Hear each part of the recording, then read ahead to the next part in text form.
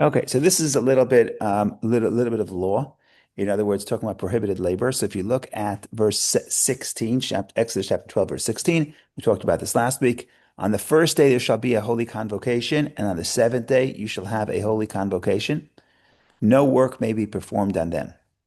Okay, no work. Now we know what no work means because Shabbat we also have no work. It's not the first time the Torah says don't do work. But then here on the holiday there is an exception. What's the exception? But what is eaten by any soul, that alone may be performed for you. What does that even mean? In the English, it's a little bit more confusing. What is eaten by any soul, that alone may be performed for you. Anybody want to take a guess what this would mean? So the interpretation that the sages offer, I think it could be as straightforward. I don't even know. You tell me. Is that you're allowed to do labor that is related to eating food, right? What is eaten by any soul, that alone may be performed for you. So you are allowed to do things that are associated with food. So, for example, so that becomes the rule that on holiday, most things that are prohibited on Shabbat are also prohibited, but a person's allowed to cook food. Now, of course, there's all kinds of conditions. Um, you can't light a fire, for example, because to cook, you don't need a fire. You don't need to light a fire. You can have a pre-existing fire.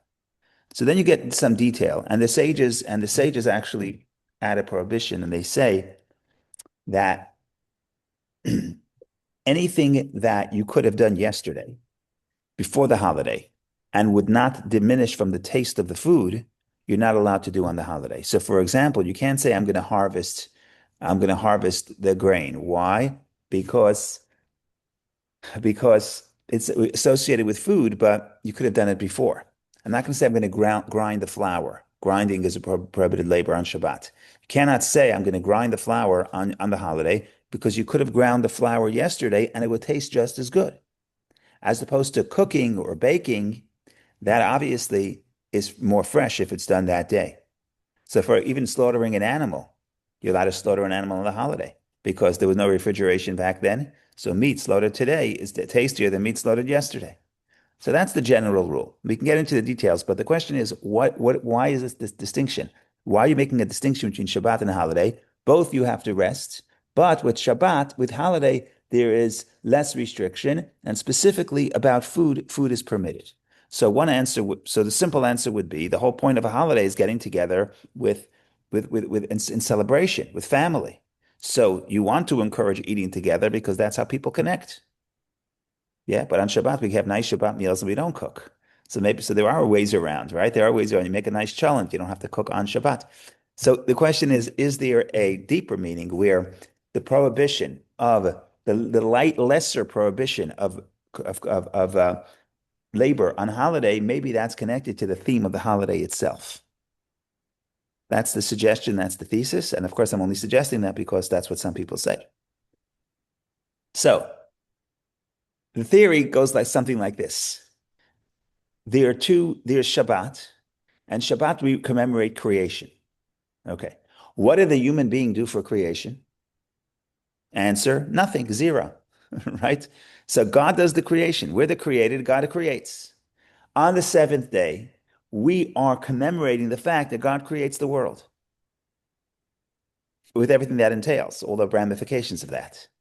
So it would make sense that to connect to that energy, to connect to that feeling that God creates, the human ceases to create and respects God's creation.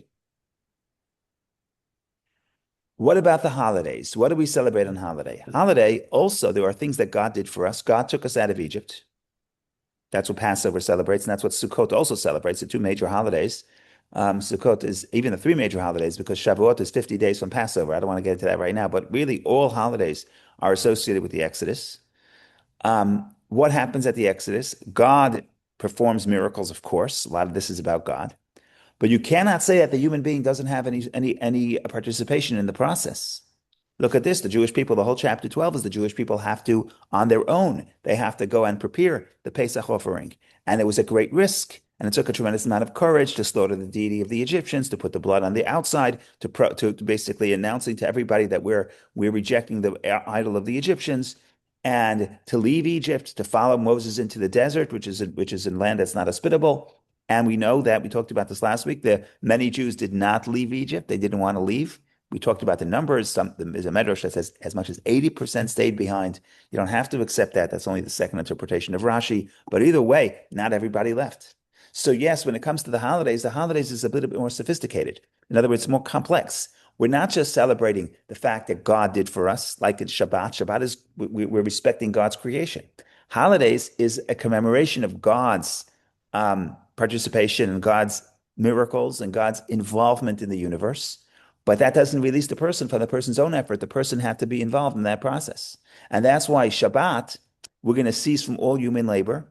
Holiday, we're going to allow some human participation because that mirrors the theme of the holiday, which is the combination between man and God. Both man and God are participating together, and that's what makes the beauty of the holiday. So this is just another example where sometimes you read a law, and the law is okay, we have to do the law because the law says it. But the question is, what is that symbolism and what is the teaching behind the law? There's almost always, well, there is always an idea. There is always an idea behind the law. Not always do we know it, but here is an example of that's the way you grow up. On holiday, you can cook, you can do things for food. Why? Because it's the holiday. We have to eat. No, that's not the reason. You have to drill a little deeper and say, what is the theme of the holiday? And that explains why the distinction between the forms of labor. So that's an idea I thought was beautiful. And now we could continue. Okay.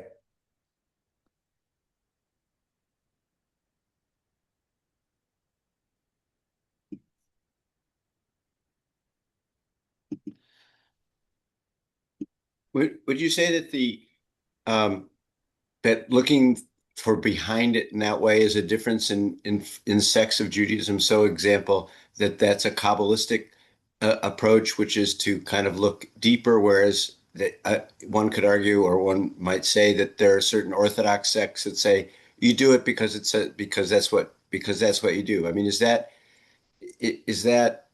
a reasonable distinction that distinguishes, or Um, I would say that maybe in practice, different sects will highlight different points, but everybody is in the agreement that at least with certain commandments, you're supposed to look for the reasons. The difference between the Kabbalistic interpretation, the Kabbalistic will look for more of a mystical reason, and the Hasidic will look for more psychological reason. And other people will look for more national reasons. In other words, more practical reasons, right? So, for example, right? So you can have different genres of Judaism are going to focus on what would be the reason. Now, the reason could be they're not necessarily mutually exclusive. They both could be right at the same time. Now, just to give us a moment on this, we know that there are three categories of commandments. There's the ones that make sense, mishpatim, the ordinances that make sense. There are the edut, the testimonials, things like Passover that remind us of the past. We commemorate the past, or to testifying to things that happened in the past. And then there's the chok, the decree. And the decree are laws, some laws that are irrational, like laws of purity and impurity. That is irrational. And so within that category, when you talk about which category of mitzvot, obviously the ones that are supposed to be rational, people are looking for reasons much more. When it comes to the ones that are irrational, the chok, the decree, people are more inclined to say we just do it because we do it. Having said that, even about the chok, even about the decree, Maimonides, for example, says that we're supposed to try to find reasons.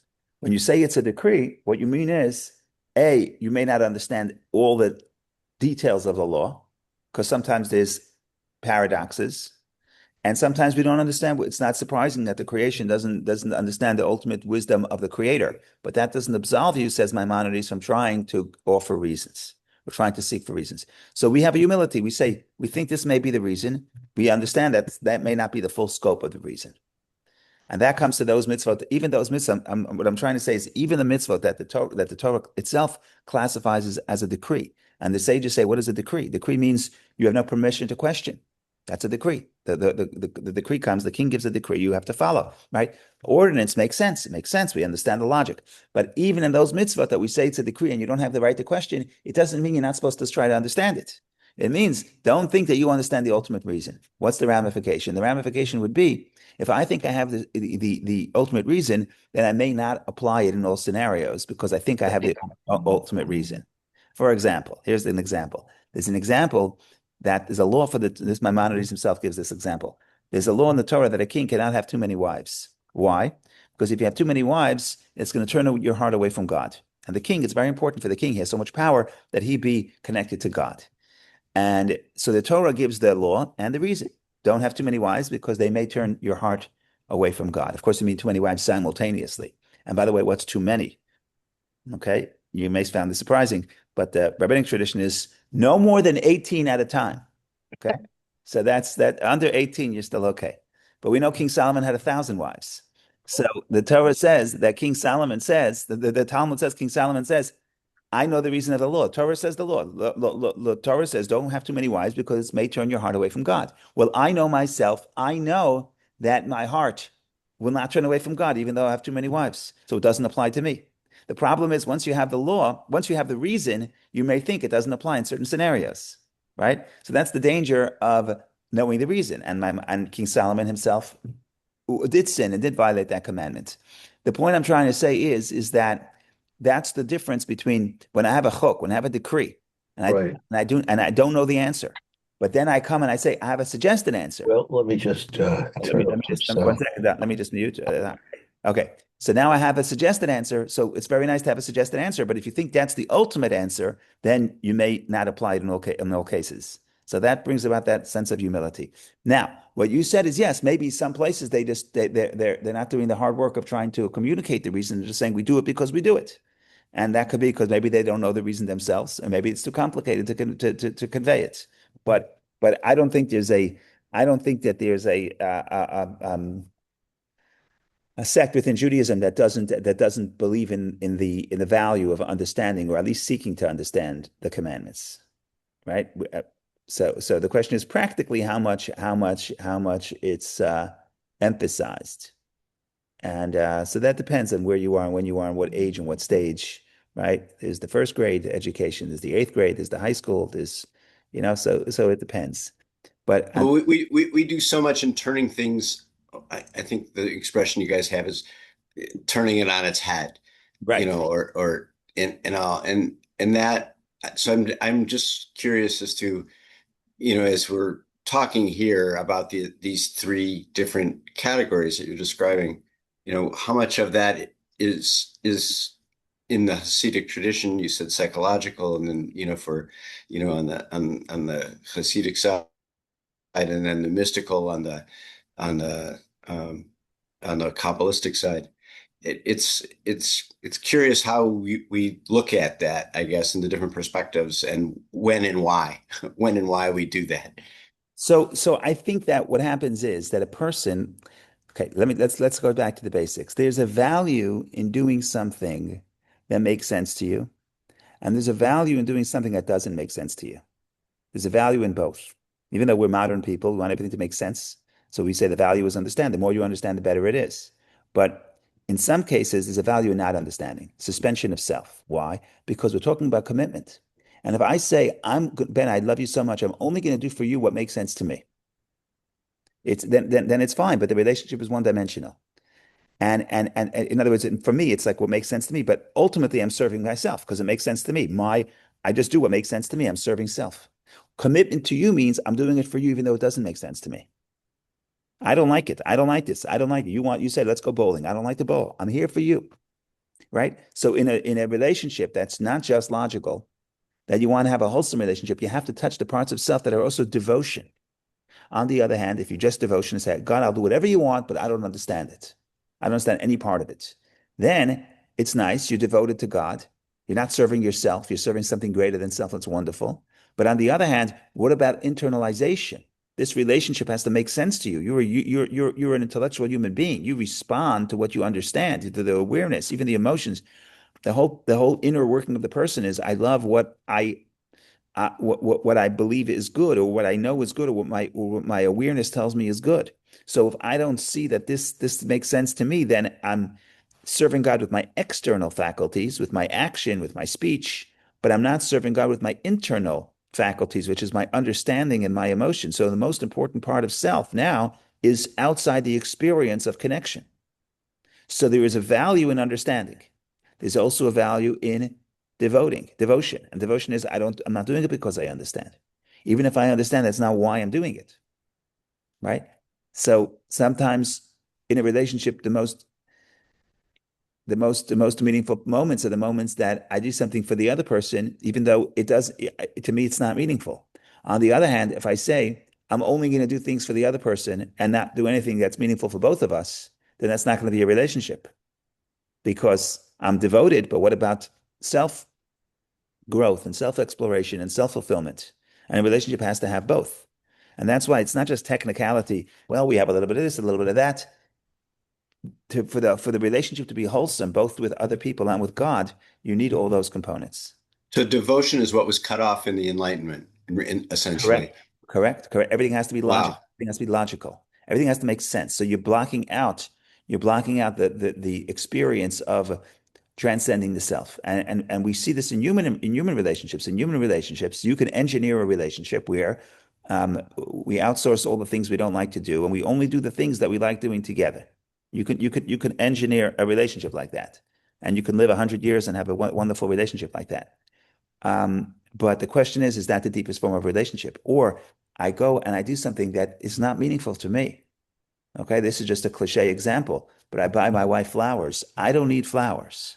They don't talk to me, but I'm not doing it for myself. Right? The other side is the guy who bought his wife for a birthday. She said, buy me a birthday gift. So he went out and bought a vacuum cleaner. She wasn't happy. For him, it made sense. A vacuum cleaner. We both enjoy the vacuum cleaner. No, you want a gift. You want to know that the other person is here for you completely. They're devoted to you. Now you also have to be devoted to them. It's not a one-way street. But I'm saying in the relationship, you have to have both those elements. It has to make sense to you, it has to be meaningful to you, but that can't be the only aspect of the relationship. There has to be idea of devotion, right? Like somebody said, relationship is not 50-50, it's 100-100. Right? It's not like I do some stuff, you do some stuff. We both are here devoted all the way. And if I'm devoted to you, you're devoted to me, then we can try to figure it out. But no one's perfect. Of course, no one's perfect in this. But I'm just saying, as a concept, it's not about I just do what makes sense to me. This is just a relationship of convenience. No, sometimes I do things for you, and sometimes you do things for me. And sometimes I do things that enhance both of us, which is fine. Most of the commandments make sense. Right? If you count the two of the three categories, two of them make sense. Even testimonials make sense. It's a anniversary, celebrating anniversary. Who doesn't like anniversary? You go, you have some cake. We all like anniversaries. So really there are two categories that make sense. There's only one that does not.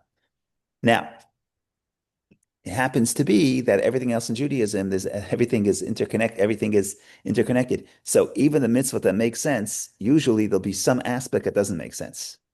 And even the mitzvah that don't make sense, there'll be some aspect that does make sense because the division is not so clear.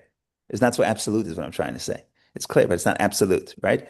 Even when I'm doing something that makes sense to me, there still has to be a certain idea that this is a mitzvah. So, for example, many of the mitzvot are here, the reasons that we have, not all cases, but the mitzvot that we have, generally they make sense, but specifically they may not. There may be certain paradoxes.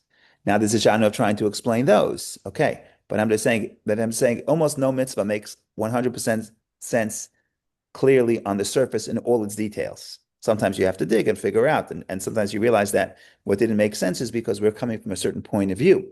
And the mitzvah is asking us to shift our point of view, and then things make sense if you're adapting a different point of view. So, for example, we talked about Monday, the mitzvah of returning a lost object. The fact that you have to stop what you're doing, you cannot ignore the lost object, and you have to return it. Now, does that make sense or not? Well, the idea that if you pick up an item, you have to return it, that makes sense. Many cultures have that law. In the United States, all states have that law. If you pick it up, you have to return it to the police department. That makes sense. But the Torah says you may not ignore it, which means if I'm walking down the street, I have to stop what I'm doing and pick up your wallet. That detail doesn't make sense. But we discuss this and we say, well, if you look at the verses, the Torah introduces this verse by saying again and again in 3 verses, it uses 5 times the word achecha, your brother. Now, if your fellow citizen is your brother, then it makes sense. Because for your brother, you would stop and return his lost wallet. right? So the point here is what didn't make sense in the beginning is because I had a certain point of view of what society is supposed to look like, which is we're citizens. I mind my own business. I obey the law. You obey the law. But at the end of the day, that's my obligation to you is not to harm you, and you don't harm me. That's the extent of our relationship. But what the Torah, with this mitzvah as an example, this mitzvah is inviting us to change or expand our point of view and see the other as a brother. And then once you accept that as that premise, then the mitzvah makes sense. So often when something doesn't make sense, it's because it doesn't make sense because of my own specific point of view. And there is a different point of view where this would make sense, but then I have to expand my perspective and be open to that point of view. So that's what I'm saying. Even the mitzvot that make sense, there's some details that don't. And even the ones that don't make sense, some details do. So everything in Judaism is everything in according to everything is integration. That's the point. In Kedusha and holiness is integration. So even when you have different categories, um, according to the Kabbalah, integration is a very important part of what holiness is, because integration means we all have the humility to learn from each other. So we all take from each other. There's almost never an absolute. Absolutes is a world of chaos. It's not holy. So if you say this is absolute, this makes no sense at all. This makes sense 100%, then there are absolutes. We need some integration. There's almost always integration when it comes to holiness in Judaism. Okay, we went totally off the page, but that's good. That's why we're here. Sunday morning is a little, we have no, we're chilled. We take our time. Okay, we'll move on to the next verse. Ushmartem et hamatzot. You shall watch over the unleavened cakes. For on this day I have taken your legions out of the land of Egypt, and you shall observe this day throughout your generations as an everlasting statute. So this makes sense. This makes sense that 7 days, guard the matzah, make sure it doesn't become chametz, make sure it doesn't become leavened bread, and make sure it doesn't become leavened bread, and keep it for 7 days, and do this for all generations. That's beautiful. But then there's all kinds of mitzvah. What does it mean, guard, watch over? Shmartem is guard. Watch over the unleavened cakes. What does that mean? Say I have to eat unleavened cakes. What does it mean you have to guard the unleavened cakes? Ushmartem es hamatzot. So here the sages have a lot to say, and there's mystical ramifications, but let's see if Rashi says something on this. If not, I'll have to speak from my memory. Zion. Oh, this is cute. Okay, yeah. Okay. He doesn't really say what I thought he's going to. There's more than what he says, but okay. You shall watch over the unleavened cakes. You should guard the unleavened cakes. Says Rashi that they should not become leavened. From here, the rabbis, derived that if the dough started to swell, she, the woman rolling it out, must moisten it with cold water. So that's the first interpretation. Basically, you're making dough. You're making dough on Pesach. There are tricks to use to make sure that the dough doesn't become leavened if you're kneading it for taking too long. And one of the tricks are putting a little cold water. Okay, we're not going to get into the science of that, but that's a simple meaning. Make sure, guard the matzot, that it should not become leavened. The rabbis say something very interesting. The rabbis say, guard the matzot, make sure it doesn't become leavened. What does that tell you? That tells you what type of grain could you use for matzah? And what they say is it has to be a type of grain that could become chametz, could become leavened bread, and only does not become leavened because you're guarding it, because you're making sure it doesn't rise, because you're moving it very fast and you're putting it into the oven very quickly, etc. So, for example, you have gluten-free matzah. So there's five grains that you can make matzah of, and that's, if I remember correctly, wheat, barley, rye, spelt, and oat. But what about making matzah, for example, out of rice? Rice will never become chametz. It does not become leavened. Even if you mix it with water, let it sit all day, it's not going to become leavened. Or potato flour, or any gluten-free flour. They got all kinds of flours nowadays. I can't even pronounce them. So you would say, why not make bread out of those grains? It would be very practical, very easy. You go to Whole Foods, you could buy matzah from potato flour. it can never become leavened. Then you don't have to rush, and you don't have to make it. Be careful that it should become chametz. So the sages derive from this verse, "Ushmartem et hamatzot," you must guard the matzah. The only grain that you could use for matzah is grain that could be chametz. That if you left it unguarded, it would rise and become leavened. And the mitzvah is to take grain that theoretically could become leavened and make sure it's not leavened and use that for the matzah. So that's the law. And again, we're talking about going deeper. What are the psychological ramifications of this idea? And what is this telling us? That the matzah has to be able to become leavened, and yet we don't become leavened. So what stands behind? So the mystical interpretation is like this: that you have, when you talk about the negative that's within the soul, let's say the Egypt within the soul. Escaping Egypt is escaping inner negativity. So there really are two stages that a person can be in when it comes to the relationship with the negativity. One, the greater level, seemingly, would be called itapcha, which basically means turning things over, complete transformation. So I'm a person that either completely I'm not tempted by the negative because the negative has been transformed. You could say that completely, or regarding one area, right? I could say I used to really desire Coca-Cola, and now I stopped drinking Coca-Cola for a few years, and now I don't even want it. It's too sweet, right? So I don't have the challenge, the inner battle to deal with this temptation because my inside has been completely transformed. That's one model, transformation. That seems to be the greater model. Then you have the idea of what the Kabbalists would refer to as itkafia, which is basically to subdue the negative. In other words, the idea is I still have a desire to do the negative, and I still have the desire to succumb, perhaps, but I work hard to overcome my inner negativity and do what I know is right. Of the two, if you ask people which is more spiritual, which is more holy, people naturally would probably say transformation is better. Now, I don't even want the negative. What could be better than that? So the mystics say, what is the Torah telling you here? The whole point of the Exodus, the whole point of the experience of Passover, the whole point of freedom is not I'm free because I have no oppressor. Not I'm free because I have inner freedom because I have no temptation. That's not freedom. That's you can achieve that, but that's not the definition of freedom. Definition of freedom is that I have a temptation, I have the negativity, and I go up against it and I do what I know to be right. So subduing in some ways is more significant than transformation. Because once you transformation, there's no battle, there's no tension, there's no growth. So when the sages say, what does it mean to eat matzah? It's not find the grain that cannot become chametz. That would mean there's nothing to worry about. Everything is fine. There's no temptation whatsoever. There's no negativity. Because chametz during the days of Passover, represents the inflated ego that potentially is narcissistic and negative and self-destructive.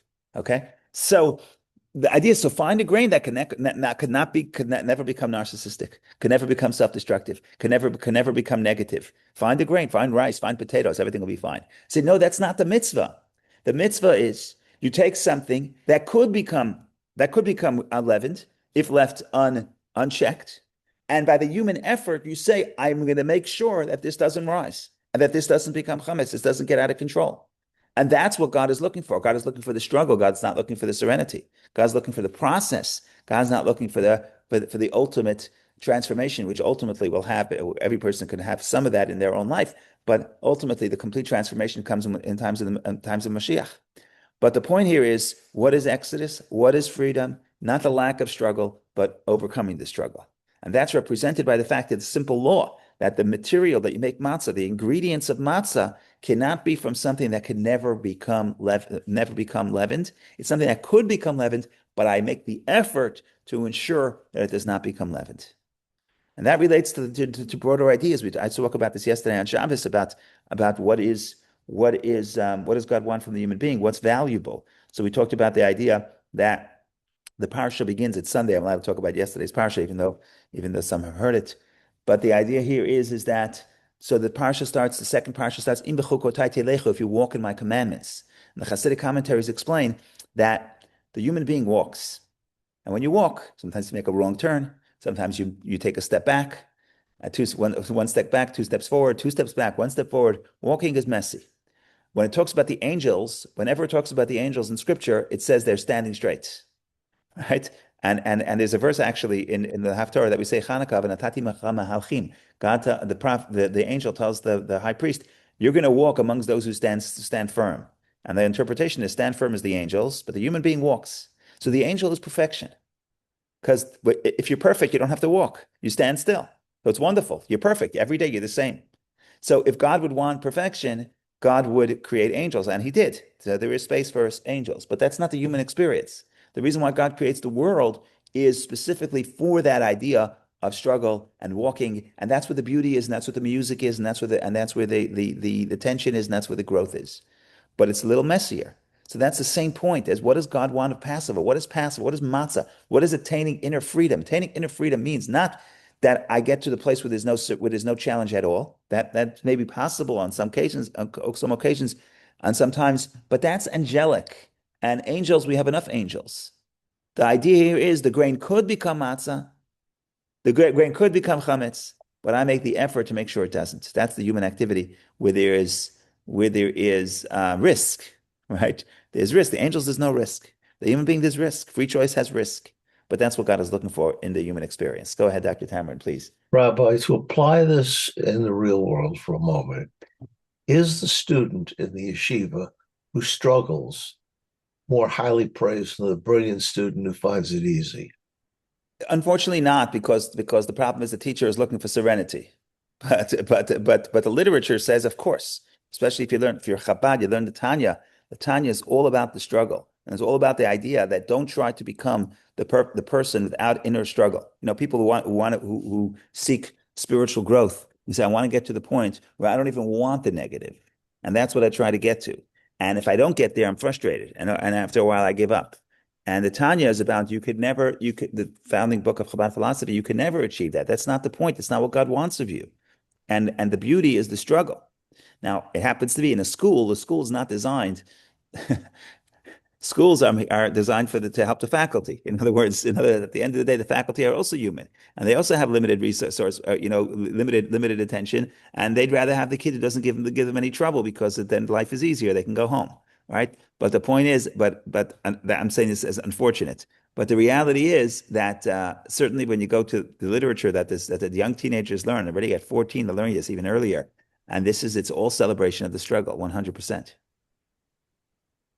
Go ahead, Ben, please. So when the Mashiach comes, does the struggle continue? Is that, or I mean, are we seeking? So the coming of Mashiach is not the end of what we're trying to struggle. The coming of Mashiach is serenity.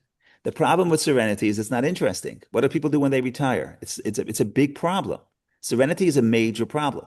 And when Mashiach comes, we're going to have that major problem. And the mystics say that we're going to yearn for the times of the exile. Just like now we yearn for the serenity.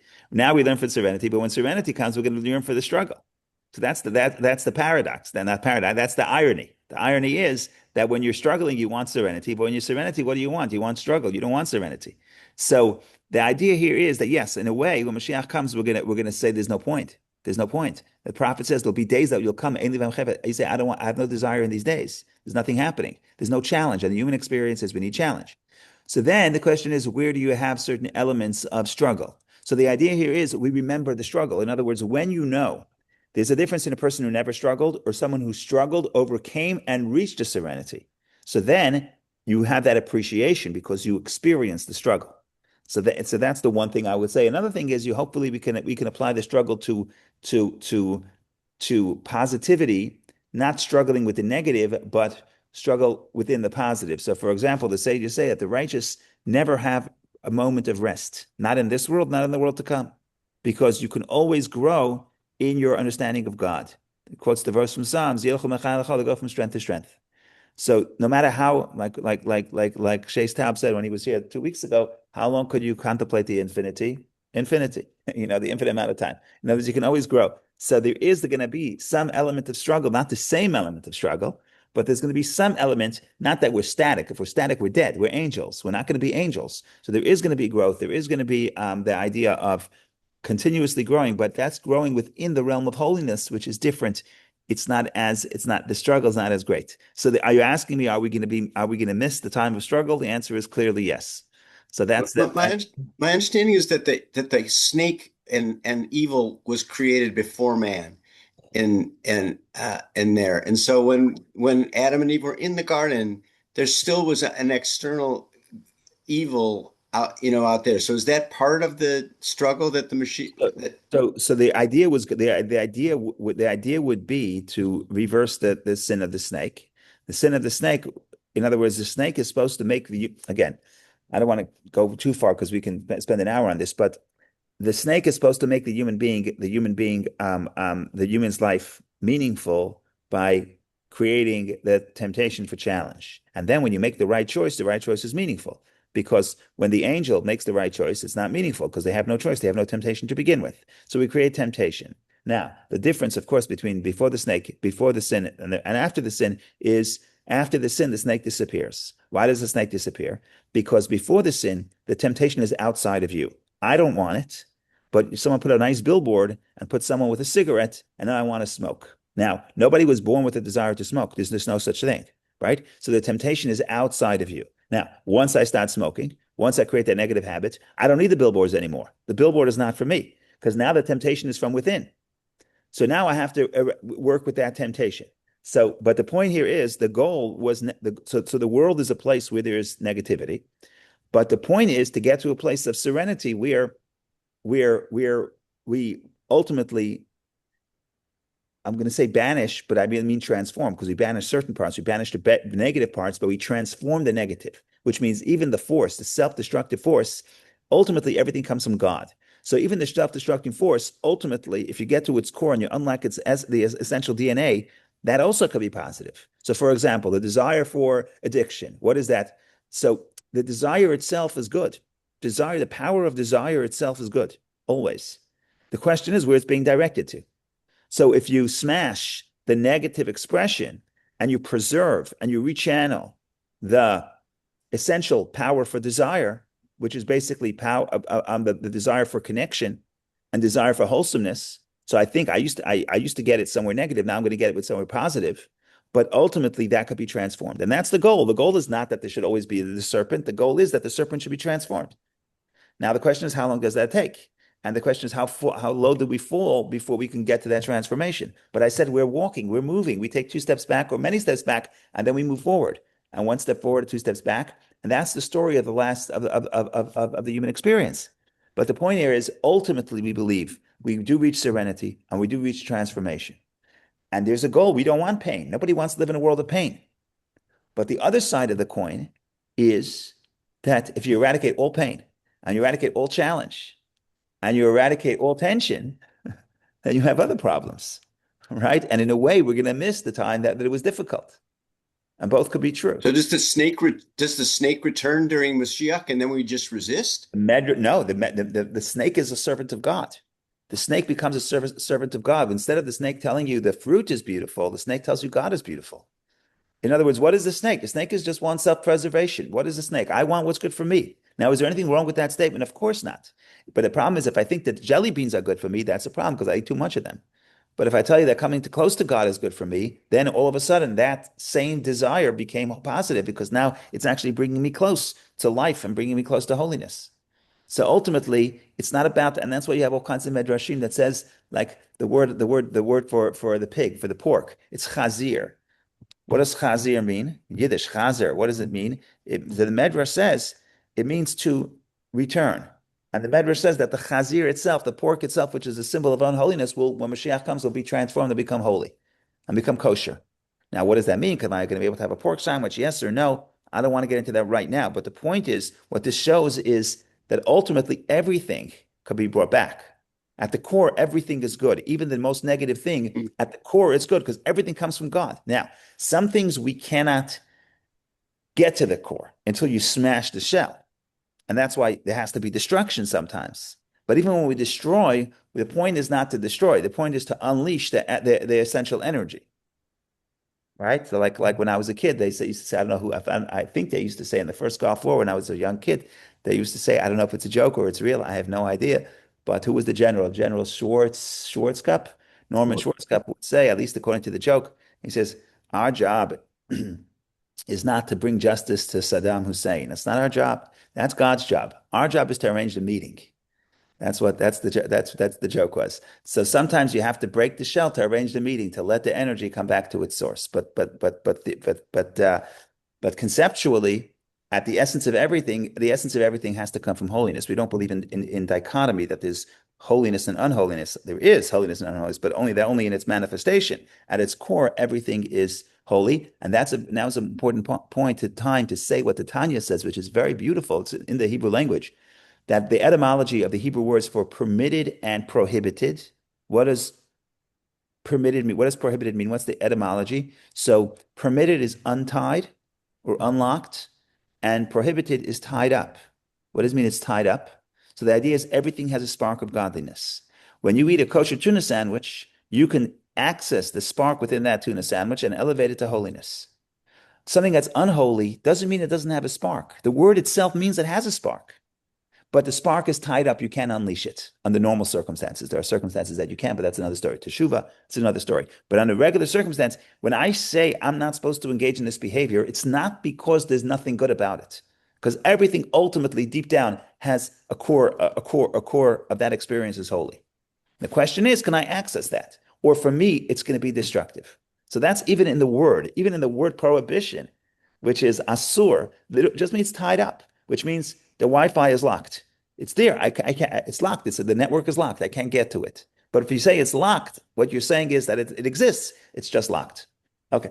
So that's the point that we deviated a little bit, but the point was to come first full circle to the verse. The verse was Ushmartem et hamatzot, guard the matzah. And we said, what does it mean to guard the matzah? To guard the matzah means that we're dealing here with a substance that could become chametz, that could become leavened. If I don't deal with it, it's going to become leavened. Now, I could, for the same price, I can go to the store and buy a grain that will never become leavened and have nothing to worry about. I don't have to rush. You go to the matzah bakeries, if you ever went, it's a whole to do. Every 18, they have to rush. Within 18 minutes, they stop all the processes. They do as many matzahs as they can do in 18 minutes, and then they stop everything and clean everything because who knows, maybe there's a little bit of dough on the table and it's going to become chametz. It's a mess. Now, you could save yourself a lot of peace of mind if you say, I'm going to buy material that is not susceptible to chametz. It's like, I'll become an angel. I'm unsusceptible to negativity, right? That's not the mitzvah. It's a wonderful thing. You could eat gluten-free matzah with potato flour. That's wonderful. But that's not that you can't do that for the mitzvah of the Seder. You can't do it the mitzvah of eating matzah because matzah is freedom, and freedom means I overcome the temptation. Freedom doesn't mean I wait for the temptation to be evaporated either by God or whatever. No, freedom means that I make my own decisions despite the greatest obstacle, which is almost never external. Usually the inner obstacles, the greater obstacles are internal, or the greater Pharaoh is internal. And if I could live my life by the force of my reason and the force of my desire, holiness and the holy desire and holy reasoning, despite my inner oppressor, then I'm free. But the point here is the material, the stuff I'm made of, is not something that cannot become susceptible, that can never become chametz. But no, there is the struggle, and that's where the meaning is. That is the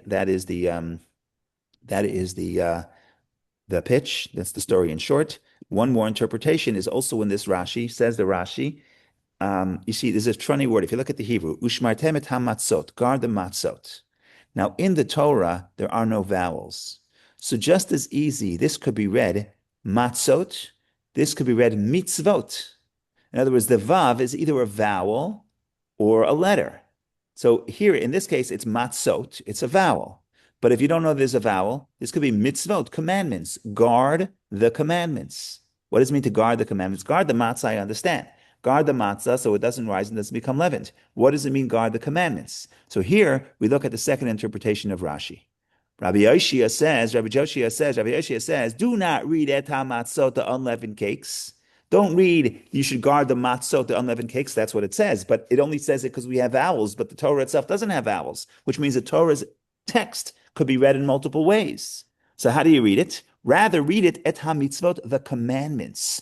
Guard the commandments. What does that mean? Just as we may not, as we may not permit the matzah to become leavened. How does it become leavened? When you allow time to pass. So may we not permit the commandments to become leavened. What does it mean? Your commandments become leavened. Your commandments become chametz. What does that even mean? I.e., to wait too long before we perform them. But if a commandment comes to your hand, perform it immediately. So this is the idea, machmetzet, chametz, leavened bread, is the same word as delay in biblical Hebrew. Don't delay. When you have an opportunity to do something good, do not delay. And that's a beautiful interpretation. You have an opportunity to do a mitzvah, do it now, don't push it off. But if you really want to go a little bit deeper, what it could really say is often what keeps us trapped, and I said this before many times, but I'll say it again just briefly. Often what keeps us trapped is delay. What does it mean? I know I have to change, but I'll do it tomorrow. I know I have to change my lifestyle, I'll do it tomorrow. And that is what keeps us trapped. And what we're saying is matzah. What is matzah? What's the ingredient of matzah? Matzah has flour, water, but what's the real ingredient of matzah is do it immediately. Because if you wait too long, you're going to miss the opportunity. And there's an opening right now. There's an opportunity to do something good. There's an opportunity to help yourself, opportunity to do a positive act in the right direction, even if it's not, I don't see how this is going to transform my entire life. And I still have challenges, but I could take one step and I could do a positive step. That's the key to freedom. That's the key to letting myself out of my inner Pharaoh. And that's why the idea is when we say matzah, guard the matzah, we mean guard any mitzvah, because any mitzvah is the way out of Egypt. In other words, the most important question is not what am I going to do and how am I going to do it, but it's do it right now. Take a positive step right now. That's the key to Passover. That's the key to spiritual freedom. So that's another a beautiful interpretation.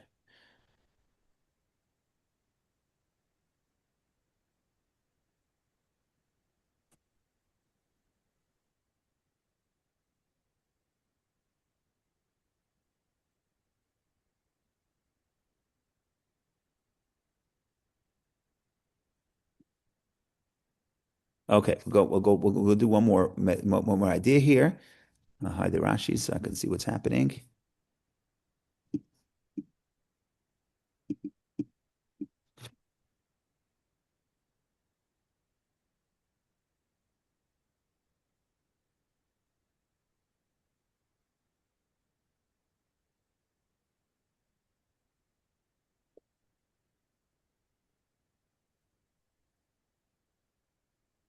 Oh, we had one more idea that I want to talk about, and that will be the conclusion for today. I think we're going back to verse 15. We're really walking. We take a few steps back every time we go forward. So, for 7 days you shall eat unleavened cakes, but on the preceding day you shall clear away all leaven from your houses. Tashbitu se'or mibotechem. This is the tricky word. Tashbitu.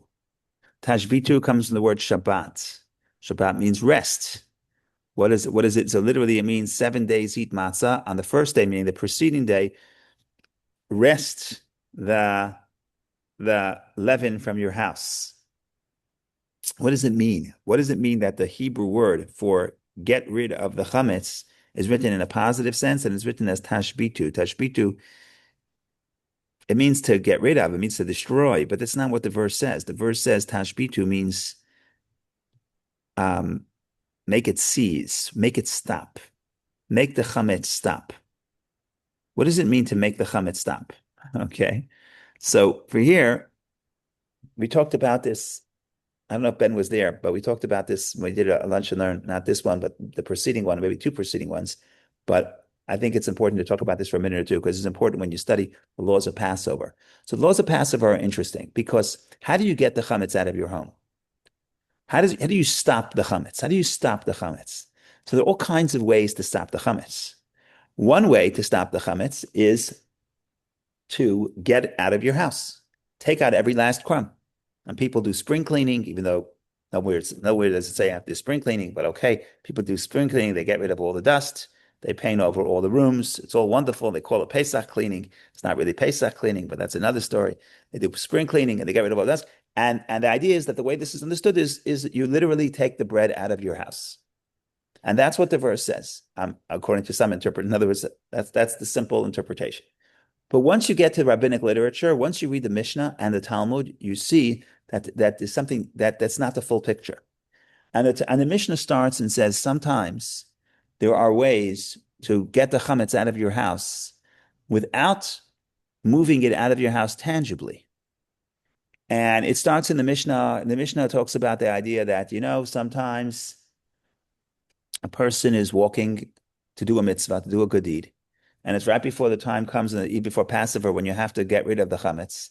And I say, oh, I remember I have a bagel sitting on my dining room table from breakfast. Now I have a choice. If I go back to burn the bagel, then I can't do the mitzvah now. So what am I going to do? So the Mishnah says, well, if you have time to go back and burn the bagel and come back and do the mitzvah, wonderful. But if you don't have time to do both, no worries. What should you do? Mevatel belibai. Nullify it in your heart. What? What does that even mean? You have a beautiful bagel, it's fresh, sitting on your dining room table. It's almost the time that Torah says you have to eradicate or you have to make the chametz stop from your house. And the rabbis say, yeah, in my heart, I nullify the chametz. And it's actually in the prayer book, because after we search the chametz, we say the prayer book. Basically, you say, all bread and leavened bread and yeast in my house, I consider it as dust from the earth. That's all, mazel tov. I don't have to clean my whole house. I just say it's dust from the earth. I consider it as dust of the earth. And that's the Mishnah. So the Mishnah makes it sound like if you have a backup plan is to do that. But then you read the Talmud, Talmud flips it on its head. That really the main thing is to say all bread is considered to be nothing is considered to be nothing for me. I consider it as nothing. Nevertheless, you should also move the bread from your house tangibly. Why? Not because there's a problem, because what happens if I wake up in the morning on Passover and I forget it's Passover and I see a pizza, so I'll eat the pizza. Okay, so I forgot. That's why you have to get rid of the chametz. But you see how everything flipped. We started out, we thought the verse means tangible removal. And the Talmud makes it sound like, no, the main thing is move it from your perception that the chametz is no longer valuable for you. I don't want it. And you also have to get it out of your house because you may forget about that decision. And also, you may say, there's another problem is, do you really mean it? Right? So sometimes you don't mean it. I say the pizza is like nothing, but I know I love pizza, so it's not really like nothing. So therefore, you should get rid of your house. But what I'm trying to say here is that Torah doesn't say destroy the bread. That's not what it says. Because destroying the bread tangibly is only part of the story. What we're trying to say is what the Torah is teaching us, what the sages are teaching us, the power of the mind, the power of perception. And part of getting rid of the negativity is in my mind telling myself this is not a problem anymore. In other words, and I have a doctor here, so I don't know if the doctor will push back. You tell me. I come to the doctor with a problem. I say, I have a problem. What's the problem? My mother told me something. My grandmother told me something. My sibling didn't talk to me, didn't buy me a birthday gift. Whatever the problem is. A lot of this problem is a problem because it's a problem. In other words, it's a problem because of my perception. If I say I'm putting myself in a place, the chametz is not valuable anymore. The pizza is not significant anymore. Then that experience, in other words, we start out, we think that the experience is that the chametz is tangible. That's the most important problem. And we come back and we say, no, it's only a problem because we have no problem with bread per se. Bread is nothing. Bread is dust from the earth. The problem is that I give importance to bread. So nullifying the bread, saying it's no longer important to me. Now, in my life, if I think of what are the real problems of my life, then I have to ask myself, how many of these are objective and how many are these is because I give significance to the problem and it's important to me. It's important to me. The guy sitting next to me in shul didn't tell me good Shabbos. So now I hate him. It's only a problem because it's a problem.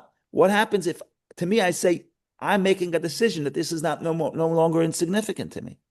Now I free myself of the chametz.